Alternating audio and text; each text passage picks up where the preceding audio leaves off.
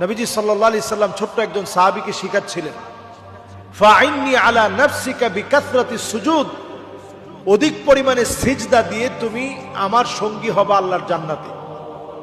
তাহলে অধিক পরিমাণে সিজদা দেওয়ার অর্থ হচ্ছে ফরজ নামাজ পড়ার পাশাপাশি অন্তত মসজিদে ঢুকলে 2 রাকাত তাহিয়াতুল মসজিদ, 2 রাকাত নামাজ পড়ে নেই। সময় পেলেই, বিপদে পড়লেই 2 রাকাত করে অতিরিক্ত নফল নামাজ পড়ার চেষ্টা করি। তাহাজ্জুদে যদি জাগতে পারি, চোখের পানি মিশ্রিত করে আল্লাহর কাছে মনের দুঃখ, যন্ত্রণা, যাতনাগুলা পেশ করি।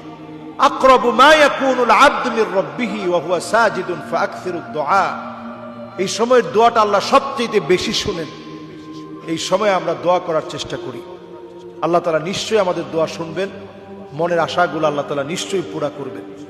সবাই আপনাকে ভুলে গেল, আল্লাহ আপনাকে ঠিকই স্মরণে রাখবেন। আসসালামু আলাইকুম ওয়া রাহমাতুল্লাহি ওয়া বারাকাতুহু।